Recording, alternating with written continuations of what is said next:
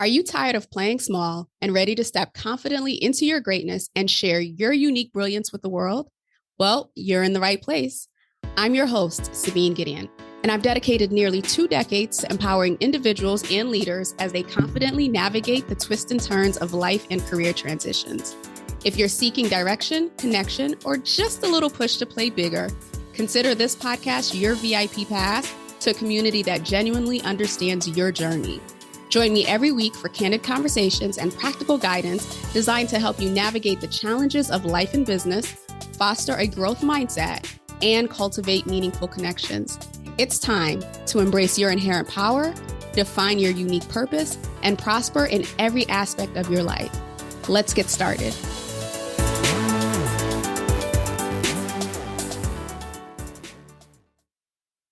Hello and welcome to another episode. I'm your host, Sabine Gideon, and I'm excited to be bringing you another female powerhouse so that we can have this conversation around women in power and really start to debunk the myths that are out there and step into and own our power. Now, with me today, I have the lovely Miss Kathleen Booth. Kathleen joined Pavilion as a member in 2019, and we're going to learn a little bit more about Pavilion. I was blown away. And later went on to become a founding co-chair of the Washington, D.C. chapter, a Pavilion ambassador, and today she is the SVP of Marketing and Growth.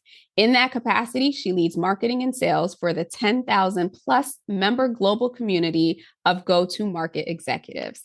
Prior to joining Pavilion, Kathleen was the founder and CEO of Quintain Marketing, a digital marketing agency. So with that, welcome to the show, Kathleen. I am so excited to have you here today. Thanks, Sabine. I'm excited to be here. Thanks for thinking of me for the show.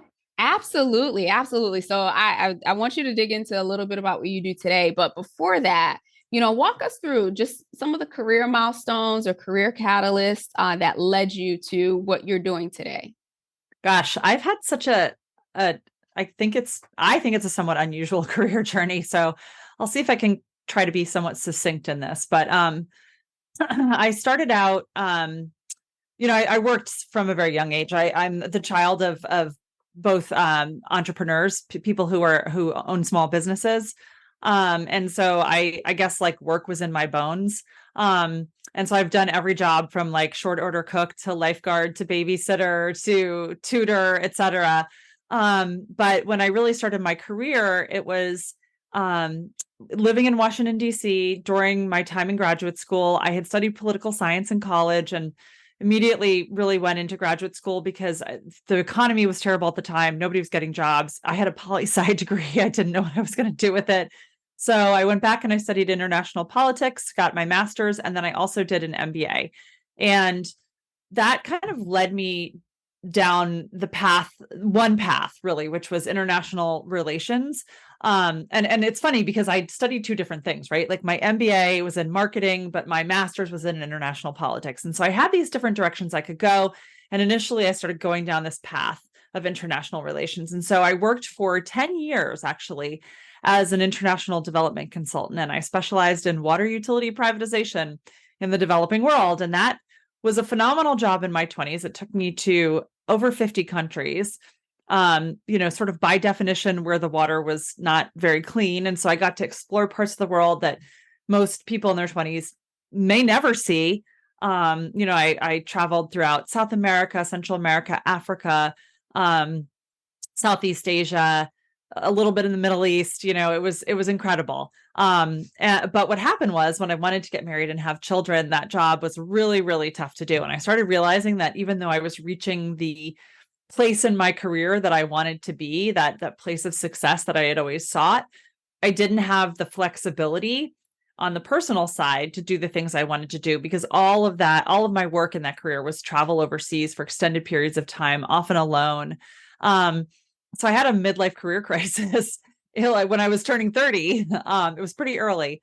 And actually around the time I met the man who would become my husband, and he similarly was really kind of rethinking what he wanted to do. And at the time he said, what do you think if we start a marketing agency? He had been working in something related and I was looking for something new. I had my MBA in marketing. And so we did that. We just kind of like stumbled into business ownership. And again, I think I trace it back to my parents having been entrepreneurs and having seen an example of that. But I will say I didn't have like a grand plan or a business strategy. We just kind of like went and did it. So I spent 11 years as the owner and CEO of a digital marketing agency. I worked with my husband. We're still married, amazingly enough. Um, and it was, gosh, I learned more in that time than I think I've ever learned in the rest of my life, just being a business owner and not, I knew I needed to be good at marketing to own a marketing agency, but like little did I know or think about how much I'd have to really bone up on things like financial management and human resources management and leadership and public speaking. And so it was incredible. Um, and we sold that business in 2017. And since then, I've really worked at a variety of different companies, coming in early stage as the head of marketing. I love early stage. I think it's because I was an entrepreneur for so long. I also advise a number of companies outside of work, and love to kind of continue being involved with early stage entrepreneurs as much as possible, helping them figure out what their marketing strategies should be, building teams, and testing different approaches. So yeah, today I'm at Pavilion, which was really transformative in my career. As you mentioned, I joined as a member in 2019. And what Pavilion is it is a private membership organization for go-to-market leaders and their teams. And go-to-market we define as the CEO, founder, and then marketing, sales, customer success, and revenue operations. And so we like to say that we are the place to go if you are a leader of today or you're trying to become the leader of tomorrow. And so we have more than 10,000 members around the world. About 4,000 of those are executive members, VP level or above.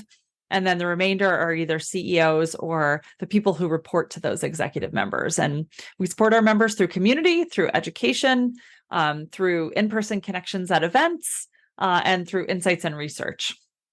That's awesome. Thank you for sharing that. And what an amazing career journey. I think I always love to hear like how people got here. And I love the fact that it's not linear like we're No. taught in college, right? Like go to school, learn this, and work till you're 65 or whatever age until you're ready to retire. So I love when people detour, if you will. And usually the detours are part of the path anyways. It just leads you to Yeah. where you're supposed to be.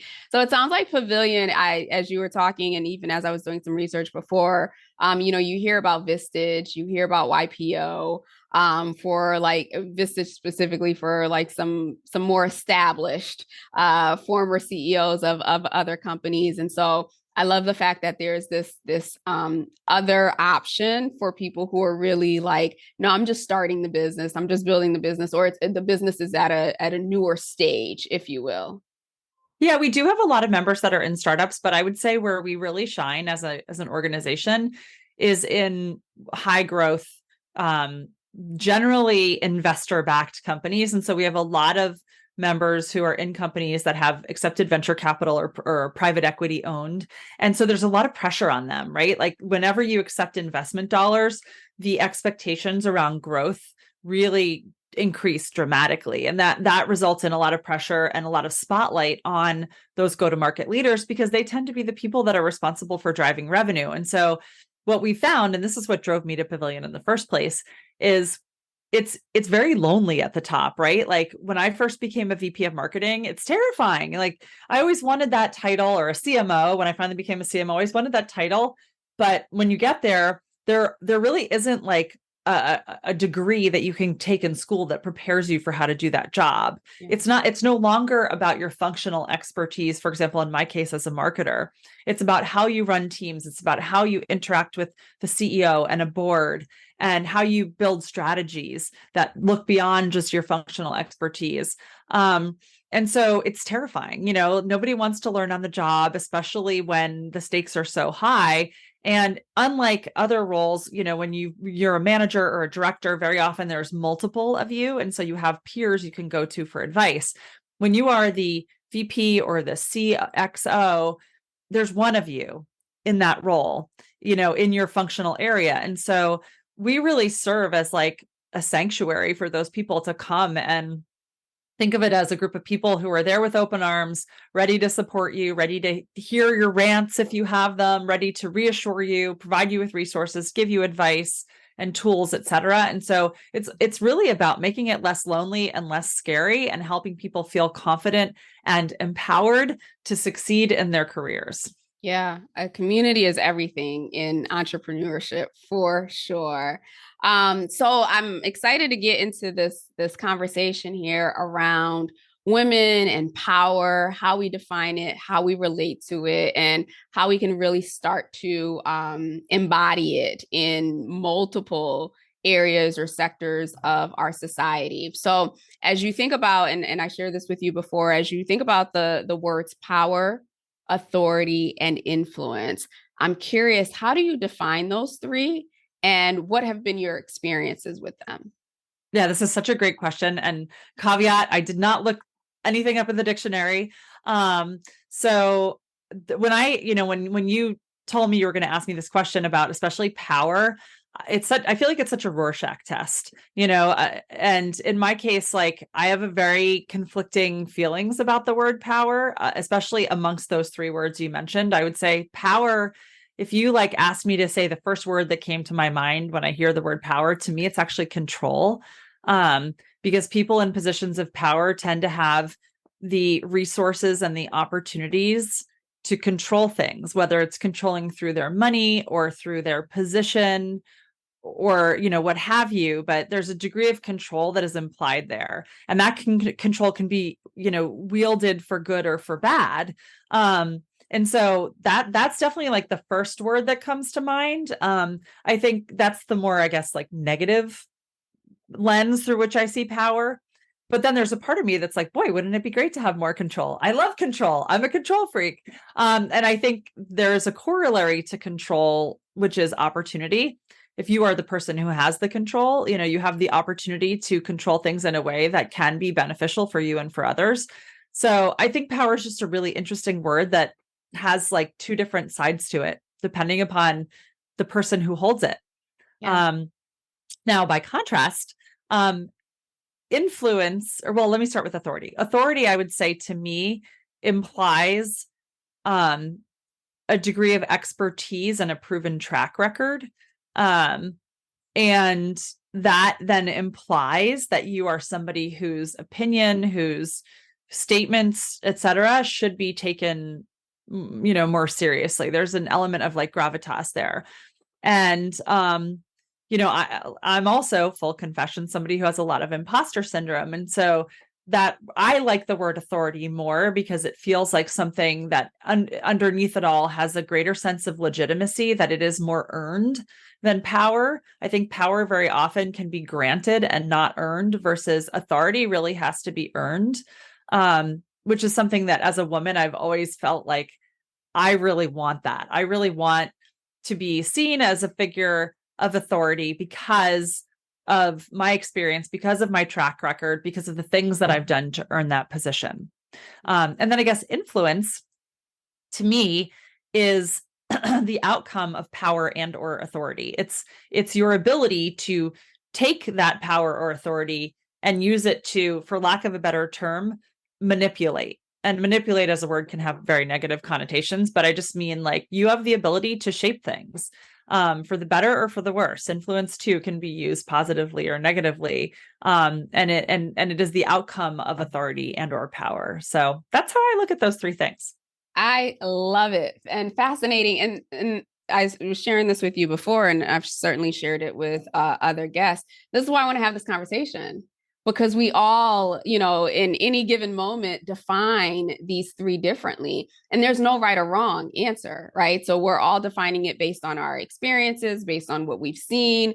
And, as people are listening, they may choose to adapt, the way that someone else sees it, or it might be that light bulb to be like, I never considered that, right? Like, and this is a new way of being. So I'm curious from just from overall, we'll focus on, well, I guess, yeah, power and authority. Would you say it sounds like, based on your definitions, and I love the way that you put it, that power is, or authority is earned, not granted, versus, no, I'm sorry. Authority is Power. You're right. Yeah. Authority has to be earned. Power can be earned, but it also can be granted. Got it. Thank you. Thank you for clarifying that. So, would you say when you think about where power is sourced from and where authority is sourced from, it almost sounds like your thought process is both are sourced externally. I don't know. I would say power, well, when I think about them, power can be sourced externally for sure. Like there's a phrase, you are put in a position of power, right? Which implies that somebody has put you there. Or some structure or historical pattern or what have you. But you have been through something that is not entirely of your own doing. You have been placed in a position of power. That is one way to become powerful. Another, then there are people who amass power through wealth, title, things along those lines. So there are different paths to power. To me, authority, when I say it has to be earned, and this is just my kind of perspective on it, to me, authority comes about more organically as a result of you developing a level of expertise that is unique and therefore and recognized as unique or somehow exceptional, and having demonstrated that expertise in a way that is objectively measurable. Meaning, I think when I think of authority, I think there are teachers who are authorities on particular subjects, and they've developed an knowledge that the rest of us don't have, and they're able to demonstrate it in the way they teach or the things that they publish. We have pundits who've become experts on topics, and they're recognized for that in the way, because they're able to provide commentary that sheds new light on things. And then there are people like go-to-market leaders, like the people that we serve, who have authority because they've risen through the ranks, they've gotten into their positions. And now it's interesting, as I talk about this, I can see how if you're put in a position of power, people might perceive that as granting authority.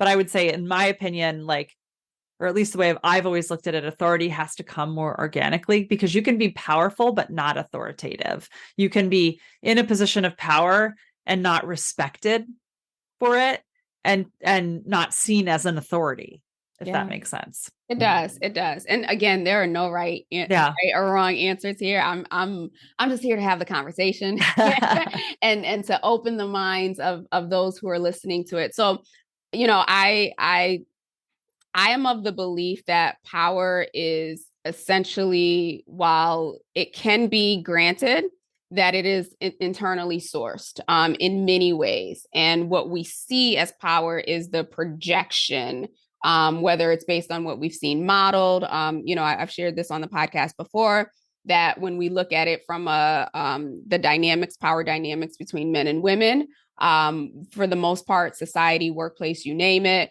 we can see that men exercise power as a form of power over. That is their natural tendency, whereas women, the natural is power with. And so there are different ways in which we exercise power. And so that was the thing that kind of got me to questioning, okay, well then what is power? Yes, we demonstrate it differently, but essentially, where is it coming from? And to your point, it can be through position, it can be through someone granting it, but it's almost like love. Where does love come from, right? People can show you love, they can demonstrate love, but what is the source of it?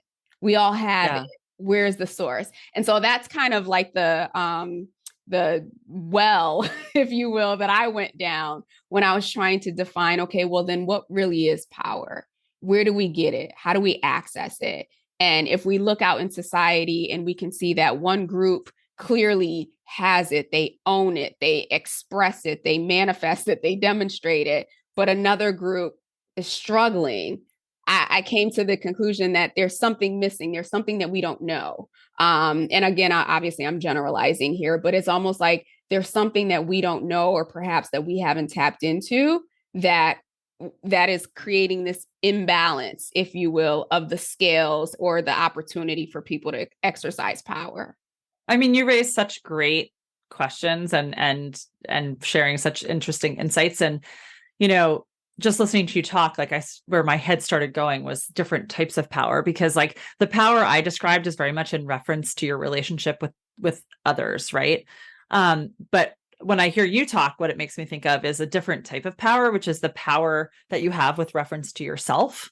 And I think, and part of why I think I come at my definition of power the way I do is because there are like historical trends undeniably that have affected the power dynamics of today. And you alluded to things like women, and men exercising power over. That is very much a legacy of a historical framework that we've come from, right? Like there are similar dynamics with race, and other areas. But I think of it with gender particularly, like it always was men were in charge, right?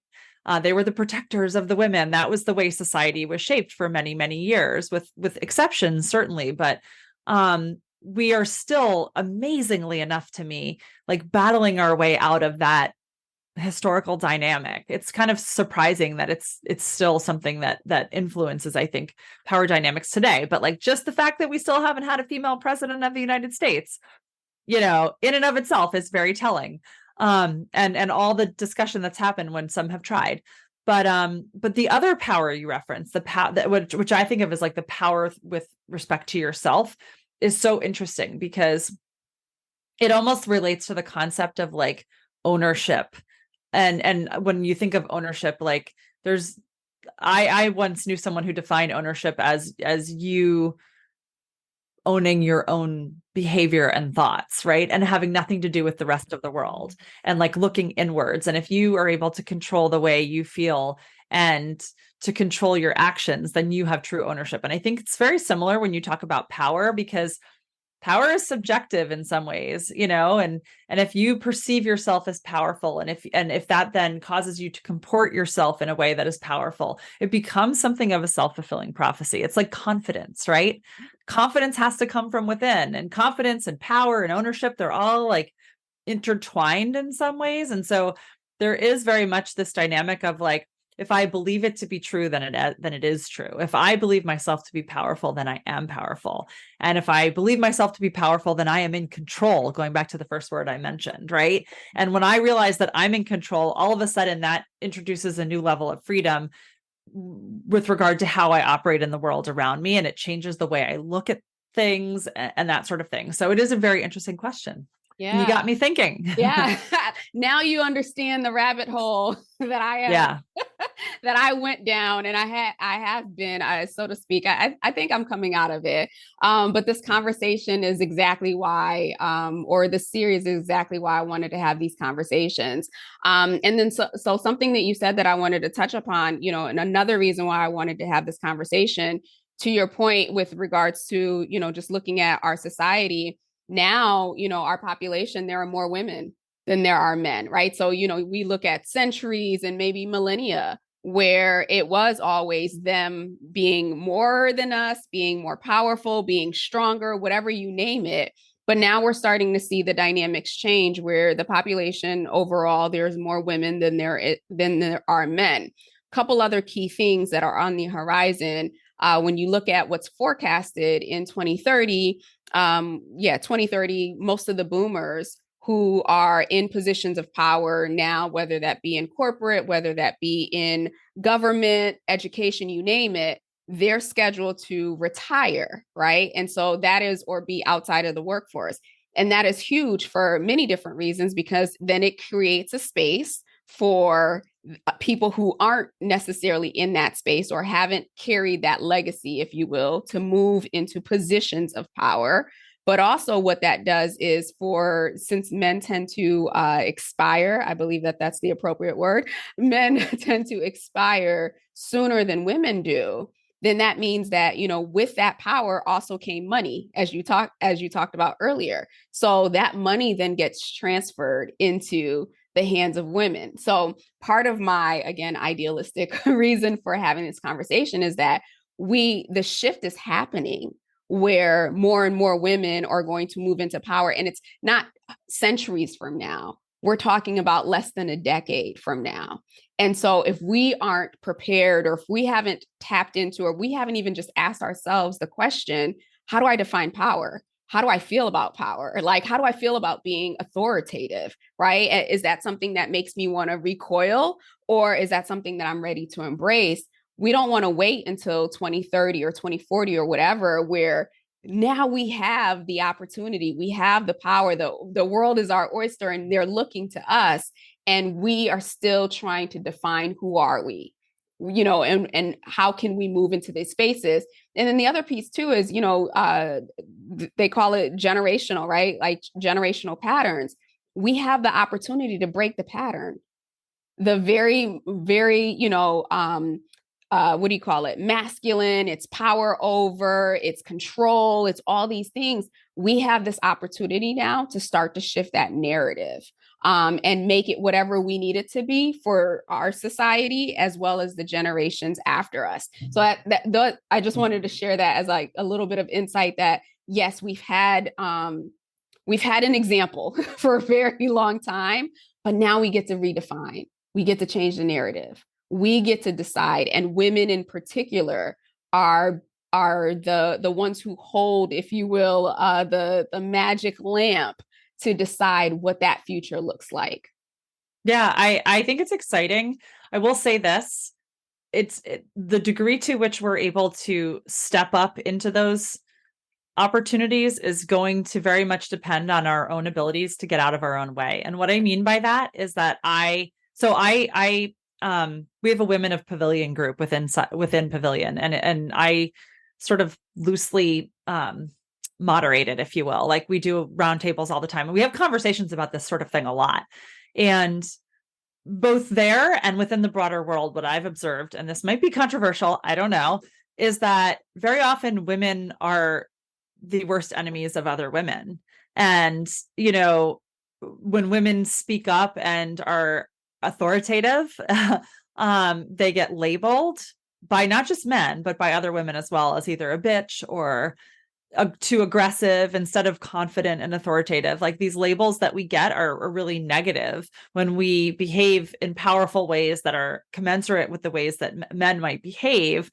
And it's really frustrating to see that very often it's other women tearing those women down, and women seeing other women as competitive. And I think in fact, I just read something about, and this is generational to your point. I can't remember where I read it, but it was about a woman I know what it was. I was reading an article about female investment bankers, and it was talking about how there aren't a lot of them in that field. And there was an event and with all women investors, and one of them got up and said, when I first started my career, I was the only female on, within the leadership team of my company. And if there was another female, I felt like she was my competition and I had to take her down because there was only space for one of us. Mm-hmm. And you heard similar things. Interestingly, I think it was Katie Couric who in her book talked about how she wanted to sort of take down, I think it was Diane Sawyer, because she felt like that was competition for her.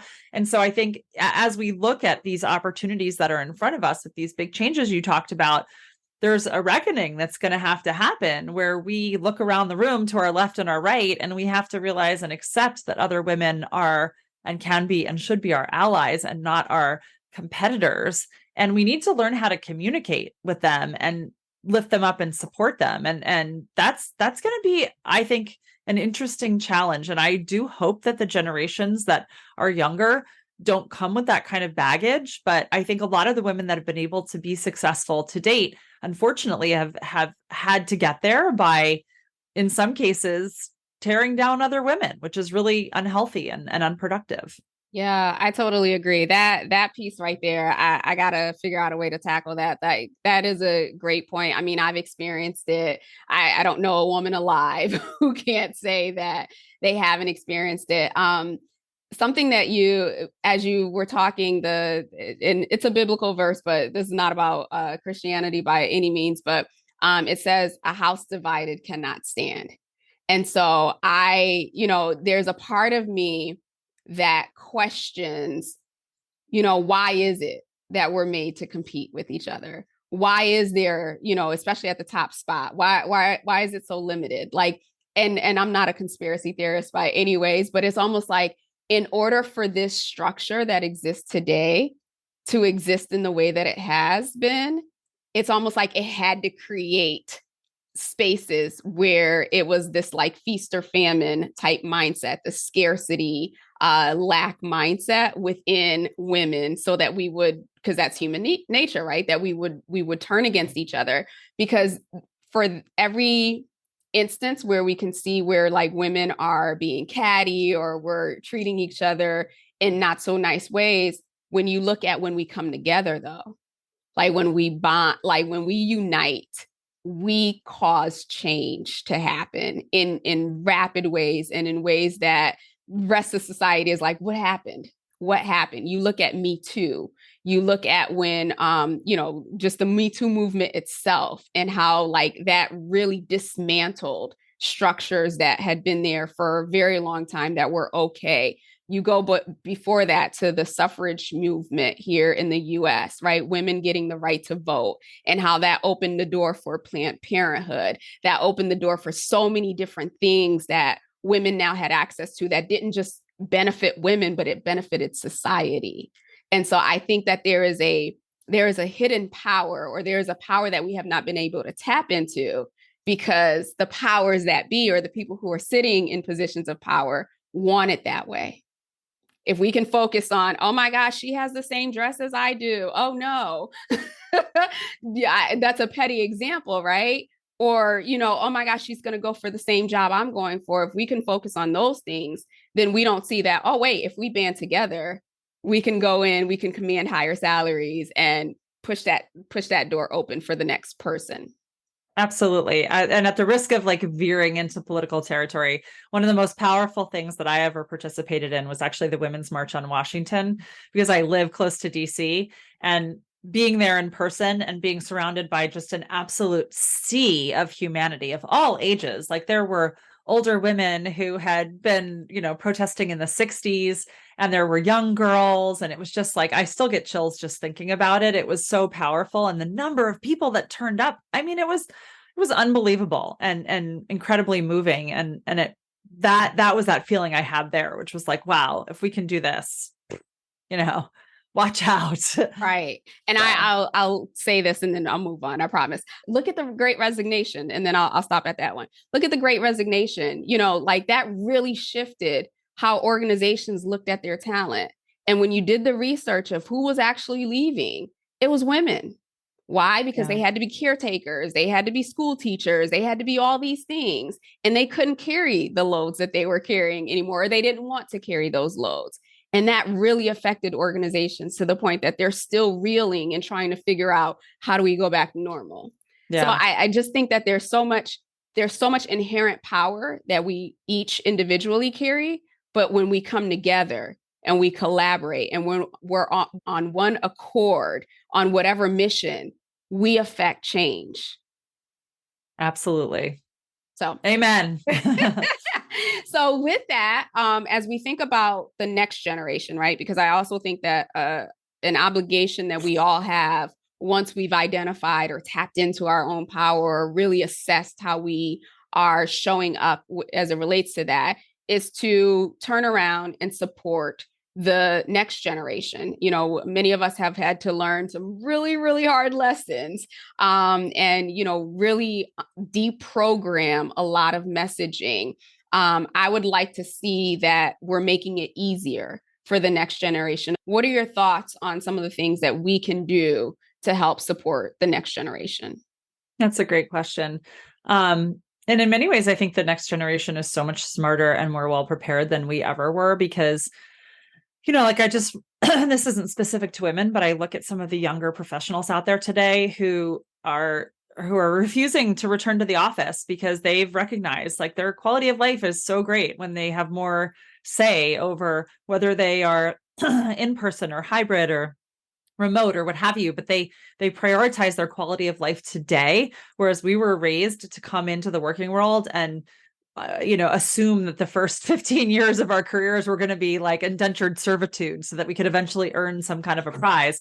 They're all about like, no, why should I wait? Why can't I have the prize today? And I really like salute them for having figured that out.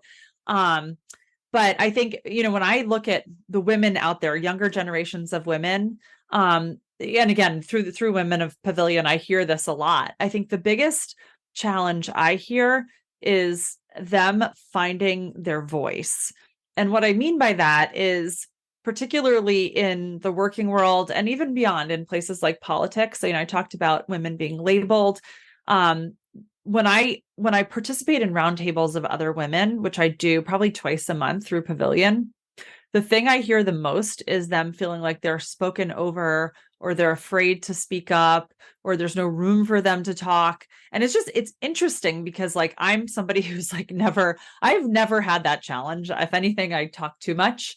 And I probably talk over people too much. And I don't know what to attribute that to, but like I've just always been that way. And so, and I found myself feeling really sad in calls with women when they say that they don't speak up, they don't participate, whether it's in business meetings or, in politics or whatever the venue is, because these women that I meet are so bright. They have so much to contribute that it breaks my heart that they don't feel in a position to share that with other people, and that other people can't benefit from their wisdom and their knowledge. And so to me, that's like, in my opinion, for me personally, the biggest thing I want to help other women with is how to help them find it in themselves to start speaking up and to have opinions and to not be afraid to share them and to do it in a way that's productive, right? And I'm certainly not the expert in this. Like, while I'm not afraid to speak up, I have a lot to learn about how to communicate productively. But I think, to me, that's the first step, because we really can't affect change if we're not willing to speak up in the first place.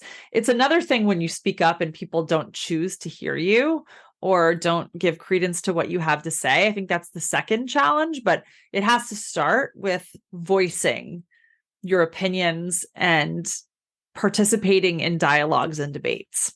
Yeah. Oh my gosh, I totally agree. Actually, the person who I interviewed earlier, I was sharing with her that has been a theme with the conversations, that in order to really, for yourself to own your own power, is to own your own voice. And not be afraid to share your opinion. And so there's so much power in exercising our voice. So thank you so much for sharing that. I do want to wrap up because I know your time is precious. First one up, knowing what you know now, based on everything that you've experienced, if you could go back to a younger version of yourself and give her a critical piece of advice, what might that be? Oh my gosh. It's all going to work out in the end. I mean, I think that's part of it, but also it's really, talk less, listen more. Mm. Um, don't and don't allow yourself to get so emotional in the moment of things, put things in perspective. I wish I had learned earlier in life to tricks like meditation and other tricks like that to control my reactiveness, and to be able to like step out of immediate situations and gain perspective on them, because I am somebody who's very passionate. I have strong opinions. I have strong opinions about what's right and what's wrong. And very often early in my career in particular, that would drive me to really emotional gut responses that weren't productive. And I wish that I had the opportunity to just like take a deep breath, slow down, pause, listen, think, and then respond. That would have been an amazing skill to have in my 20s and 30s. Oh yeah. I mean, it's a skill that we should have had in school for sure. And we acquire it when we're ready, I guess. Yeah. But it's a good one. And so looking ahead, given all that you're doing right now in creating impact through Pavilion and creating impact just overall, 60, 70 years from now, you're looking back at your life and you're looking back at all that you've done. What do you want the narrative to be?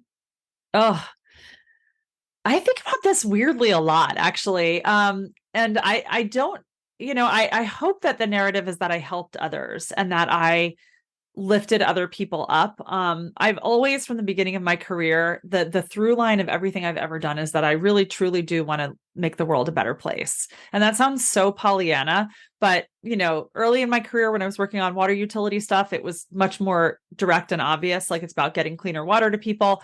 And a lot of people would ask me at the time, well, why'd you go into marketing? That seems like a complete change. And yes and no. I mean, this is why I still advise business owners and entrepreneurs, because I love nothing more than helping a business owner be successful and grow their business, not just for themselves, but having owned a business myself and having had the responsibility of issuing people's paychecks and understanding what it meant. Like if you couldn't make payroll one week, I get that there's a cascading effect that successful businesses can have on that business owner, their family, their employees, the employees' families, the community that that business operates in. Like there is a different kind of triple bottom line at play. And I do feel deeply about making an impact there. But this is also one of the reasons I love my job at Pavilion, is that every single day, like our whole community is about helping these individual members be successful and build better lives and careers. And every single day I feel that, and I see the impact of it with the notes that we get from people who are like, I wouldn't have my job if it wasn't for this company, or, this has been the hardest time in my life, and it's so great to have you all here to support me. That is so meaningful. And so I don't need to change the world in a large way. I just want to feel that I have made the world better, even if it's in several small ways, by helping other people. I love that. I love that. There's nothing Pollyanna about that, because I'm there too. And then lastly, as you think about books that you've read, I see a couple back there. Is there one or a couple that have been pivotal for you in your development? Oh, this is coming at such a good time, this question. Well, one of the first ones is definitely Kim Scott's Radical Candor. That one taught me how to have tough conversations in a way that was very transformative. And then Radical Collaboration, which is so great. And it's funny, after I read it, I put like these signs on my wall in front of me, because there were some things that it tells you. Like the one sign that I'm looking at was, I'll read it to you. It's directly from the book. It's number 1, recognize signs my buttons are being pushed, like recognize in myself what those signs are. 2, stop talking and start listening. 3, first truth first, which just means like, if I'm in a tough conversation, I should start with like, I need to take a pause because I'm starting to feel defensive, right? 4, no multitasking during meetings. 5, say, tell me more. Like ask people to explain the why behind what they're saying. So like those 2 books, I would say Radical Candor for how to have hard conversations, and Radical Collaboration for understanding like how to control within yourself those gut responses that I described earlier that can be really unproductive, and how to like pivot and steer yourself into better conversations. I think between the 2 of them are very powerful. Oh, I love those. I do have Radical Candor on Audible, but it is a pretty long read. So I keep putting it off, but I had not heard of Radical Collaboration, and we'll be adding that to my Audible. Two different authors, funny enough. Perfect. I will add both of them to the show notes. And so for those who are listening, who want to connect with you, who want to learn more about your work and partnering with you, what's the best way for them to do so? LinkedIn, Kathleen Booth, LinkedIn. I connect with everybody. If you DM me a question or say you heard me on this podcast, I will absolutely respond. Awesome. With that, Kathleen, thank you so much for this conversation. For those of you who are listening, we will be back next week with another female powerhouse. Send me an email at support@SabineGideon.com. Let me know what ahas you got from today's conversation, how you are shifting your definition of power, authority, and influence. With that, we will talk soon. Have a great rest of the day. Take care. Hope you enjoyed this week's episode. If you found today's conversation helpful or got a piece of insight that you plan to implement in your life, I'd love to hear from you. Connect with me on LinkedIn at Sabine Gideon and send me a message, or feel free to leave a review on either Apple or Spotify. I also invite you to share this episode with anyone in your network, another powerhouse possibly, who you think might benefit from today's conversation. Lastly, as always, any links, any resources, or any upcoming training is included in the show notes, so be sure to check that before you leave today. Until we chat again, have a blessed and powerful week.